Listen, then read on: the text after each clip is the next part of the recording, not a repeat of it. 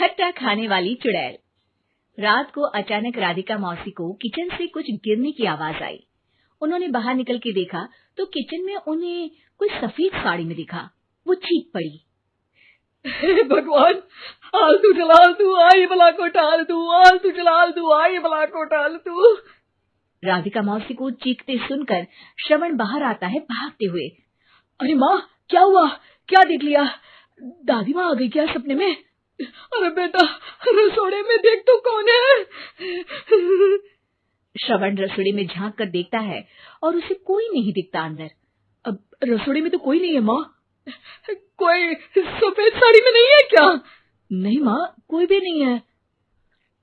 चिल्लम chilli की आवाज सुनकर काजल भी वहां आ जाती है। अब क्या हो गया माँ जी? अरे बेटा, रसोड़े में एक चुड़ैल थी सफेद साड़ी में। अरे क्या कर रही थी वो अंदर? अरे बताया नहीं, कल आएगी ना तो पूछ लूंगी। चुड़ैल जी, आपका क्या प्लान है? माँ जी, रात बहुत हो गई है, आपने कोई बुरा सपना देखा होगा, चलिए सो जाइए। राधिका मौसी सोने तो चली जाती है पर उनको रात भर नींद ही नहीं आती। वो कुछ भी उलझुल बातें सोचने लगती है। कहीं चुड़ैल की वजह से तो घर में टेंशन नहीं हो रहा, कहीं उसी की वजह से तो वो दादी नहीं बन पा रही। सुबह जब राधिका मौसी रसोड़े में छानबीन करती है तो पाती है कि नींबू का अचार गायब है। चुड़ैल नींबू का अचार ले गई, मुझे तो ठीक नहीं लग रहा कुछ। चुड़ैल को भी पता है कि जिंदगी का असली मजा तो खट्टे में ही है। राधिका मौसी झट से श्रवण को फोन कर देती है। बेटा, मुझे समस्या समझ में आ गई है, हमें एक तांत्रिक की जरूरत है। अरे क्या बोल रही हो माँ, तांत्रिक की क्या जरूरत है? आप पूजा पाठ तो कर ही रही हो ना। आलतू जलालतू मंत्र सारे फालतू जैसे कुछ मंत्र पढ़ो, चली जाएगी अपने आप चुड़ैल। अरे नहीं बेटा, कभी चुड़ैल को कम नहीं समझते। अरे तुझे पता भी नहीं चलेगा कि कभी वो छल करके काजल की जगह घर की बहू खुद बन जाएगी। क्या माँ, कुछ भी बोल रही हो? कहाँ काजल और कहाँ चुड़ैल? वैसे एक बात बताओ, काजल को अगर गाने के लिए बोल देना तो चुड़ैल काजल की आवाज सुनकर घर तो क्या, धरती लोग छोड़कर चली जाएगी। तुम ना पढ़े लिखे बच्चे हर चीज को मजाक समझते हो। तुम रहने दो, मैं खुद ही तांत्रिक को बुला लेती हूँ। अच्छा सुन, शाम को इमली लेके आना। क्या है कि चटनी खाए बहुत दिन हो गए है ना।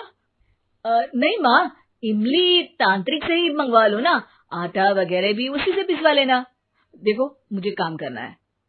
श्रवण रात को कई तरह की सब्जियों के साथ माँ के कहने पे चटनी के लिए इमली भी ले आया था, लेकिन राधिका मौसी के दिमाग में अलग ही फिल्म चल रही थी। उन्हें अब सिर्फ शक ही नहीं यकीन होने लगा था कि शायद चुड़ैल ने श्रवण पर अपना जाल बिछा दिया था, जिस वजह से श्रवण उनकी बात ही नहीं मान रहा था। पर कोई नहीं, आने वाली रात में राधिका मौसी खुद तैयार हो गई चुड़ैल को पकड़ने के लिए। रुद्राक्ष की माला, तुलसी का पत्ता, हनुमान चालीसा सब हाथ के पास ही था, बस चुड़ैल का इंतजार था। और जैसा राधिका मौसी ने सोचा था वैसा ही हुआ। वो चुड़ैल उस रात भी आई, पर वो राधिका मौसी से तेज निकली और राधिका मौसी के उससे पकड़ने के पहले ही वो भाग खड़ी हुई। जरूर बहू पे साया है उस चुड़ैल का, तभी तो श्रवण के कमरे में गई है। और अगली सुबह राधिका मौसी पिछली रात हुए हमले में किन चीजों का नुकसान हुआ उसका हिसाब लगा रही थी। उनके खेमे से एक आम के अचार की शीशी भी गायब हो चुकी थी और वो इमली भी जो कल श्रवण लेकर आया था। राधिका मौसी इस बारे में सोच ही रही थी कि श्रवण जल्दी से रसोड़े में आकर दवाइयों की पोटली ढूंढने लगता है। अरे बेटा, क्या हो गया? अब माँ, वो काजल की तबीयत खराब है, बहुत घबराहट हो रही है उसे।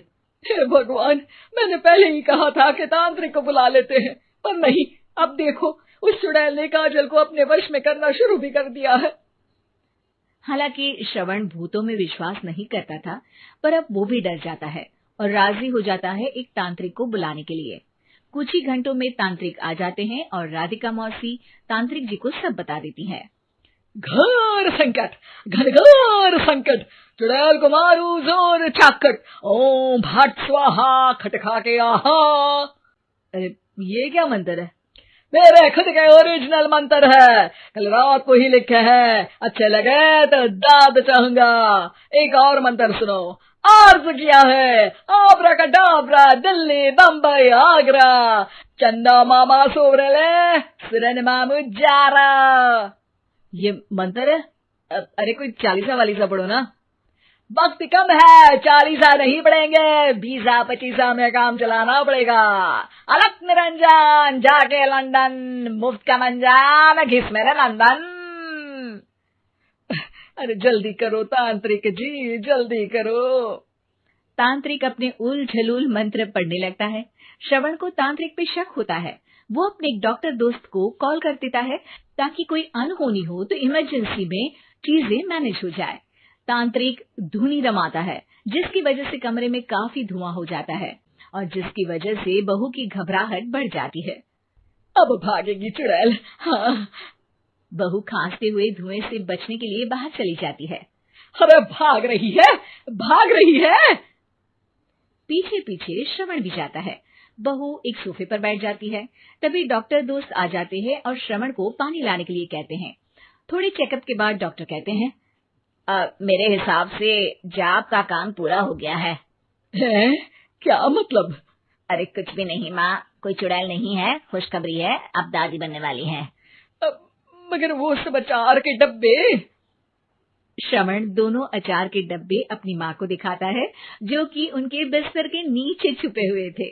आपने सही बोला था माँ, वो चुड़ैल काजल ही थी जो खट्टा खा रही थी।